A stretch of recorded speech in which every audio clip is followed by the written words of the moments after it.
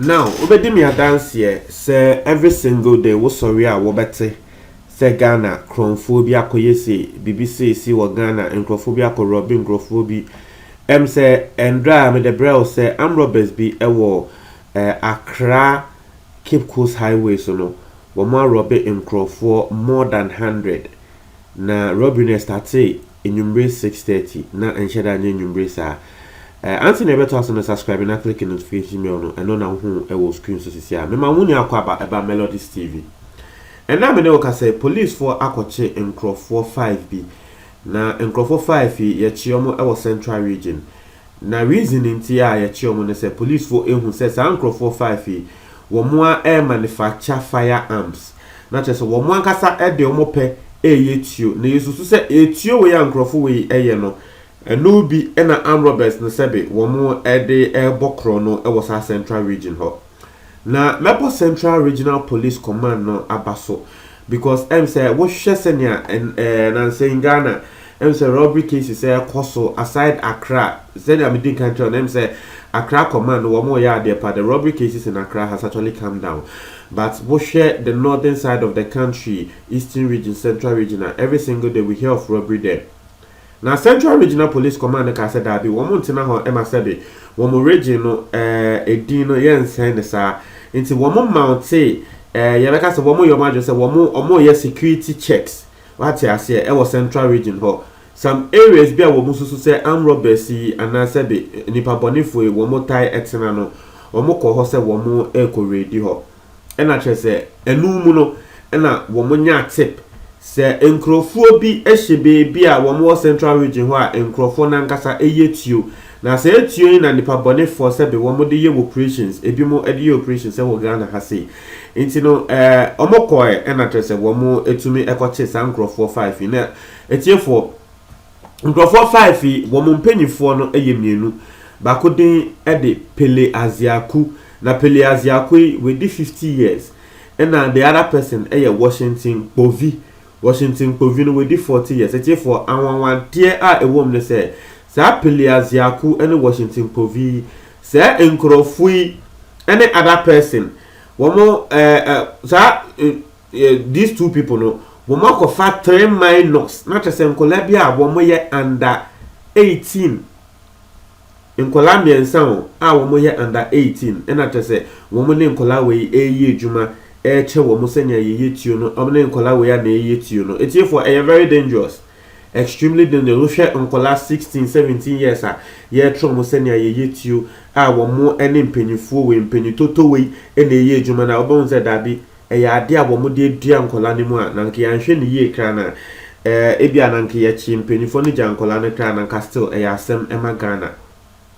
na esanse Cape Coast Police Command na this operation wo mo take here nti the Central Regional the Central Regional Police Commander COP Paul Manley Awini then send be ebetoja na well explain the see na was say the 3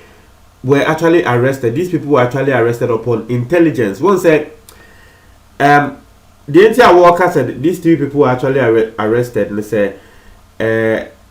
wosha unze enkolane de yen to me meaning say Ghana embrano enkolano betumi de omo akọ mpanifo prison na we am say you enkolabo in school said I don't know how the process over there works. But I think I've seen a video before of Akolabia when watching okay, what there? And some I don't know in Kolano how they will actually deal with them. But obviously, as answer woman so the law has to deal with them. Now ye him say you I mean more news on Nkolano how they will actually be dealt with. Now yet the ehonsem abro but continuing the matter na sema commander no ekan no and say womunya intelligence na womu eka so okay we there was say ye strategy near chiomo because they are very dangerous. So police for chill in Grophobia womu angasa manufacture etua as someone say police for they need to go with their best men and they need to go very protected because anything can happen. These people manufacture guns. What you say anything can happen. Because Nipanga Sanu, if you feel say your life is at stake, sometimes you can do things as sebe one kasano out of your personal will no wonye ba wo de moja show be ye nyama bi nti wo ye wi a ansa na be ba wa adwun so say nti me pa na me ye say nti na police for no person be take any action bi a ebia na later no akoye ne say nkrofo yi any police for no aban na shooters na police for no ho akoka. So they actually had to mount strategies wo mo be ye ebe chi nkrofo we na ne cre police for no so etre say wo mo wo nkrofo na wo mo betumi ama ayesa strategies ama ne sa strategies akoche sa nkrofo e na ne kren so no wo mo ekoche wo mo na wose tema wakoche sa nkrofo we no ahomache one of the strategies wo mo use here ahomache around 2:40 am to 5 am nti ebebo be 5 no na trese operation no mo ewie nti no 3 different occasions and trese yakoche sa nkrofo we ewo Asimfosu municipality. Na etie for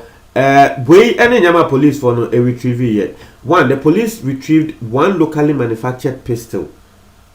6 long barreled guns. Etie for nye easy. Wo mankasa ewo pistol bia wo mo eyeye etio tintin no wo mankasa tintin 6 wo mankasa na eyeye police for esanso echi eye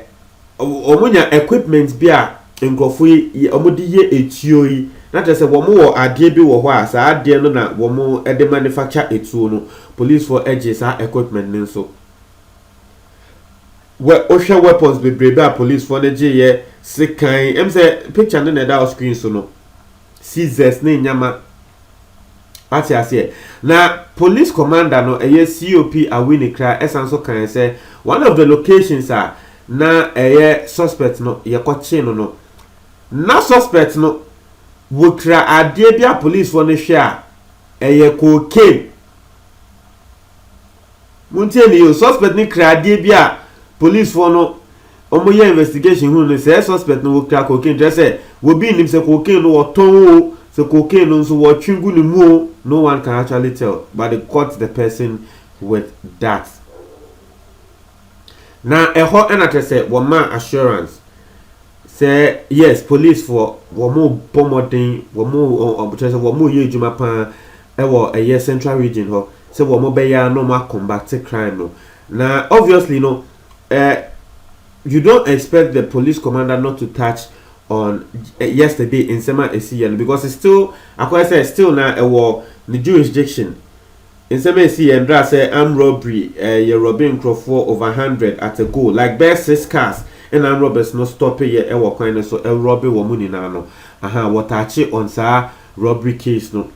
And our car say police for amount to search for the robbers. Na asem wenya asem bia police for ebetenase na trese womahwe na asem we ayeden akone sa akwa. Etino eno ene nsema eda ho me pese munya wo kire mu adwen ewo comment box no em say police for no ensem bi koso na say entwa ya ba bonten eyeden ebebo wo mu echi. Now if things like this has actually gone on and I mean they've actually used strategies to go and arrest people like this, I feel say omo ayade because ngrofo yi ube bisa ho wo hwe weapons eda wo screen so na hwese kan any etio any all those things no sebi untumi ntreme say etio no wo mo ye say wo mo de kokun emboa ewo nrem ati ase scissors ni nyama utumi hu say ewuditem ena na ewo nkrofo we trim ana etio who knows ebi a wo mo rentima nkrofo bi ema mo de kodi wudisem who actually knows. I mean because yenyanti said these robbers no etio bi say ya ena ya wo mo kita from eyewitnesses or from victims of these robbers no mo tell say etio say locally manufactured pistol and nkrofo eya wo mo ekita because when is a locally manufactured pistol no eya na tracking system bi ni ho unlike the other licensed guns na wo hwe say me pesa make ebusiafo ya wo hwe abranche na efe no erekojode a August mu wokokum police for mienu and yesusu say wokum police for mienu e wo kaso ano the entire police for no to me chain ne say na abranche ni tio na wo kra no near the licensed into police for no straightly they tracked the gun and omu hu no say okay abranche we ɛna kyerɛ sɛ bokra tuo no aberante wei ne tuo no yɛ ne de. Imagine sɛ ɛrekɔdwo dua no na nka bonkra license gun na nka ɛbɛyɛ den sɛ police fo ɛbɛyɛ den ɛbɛtumi akye no ana nka ɛbɛyɛ den sɛ enimonimu hɔ na police fo ɛbɛhu ne picture de aba abɔnten kra sɛ yɛn ne den wɔyɛ wanted. Nti mo ntra mo adwen ɛwɔ comment box no wetie for me da ase.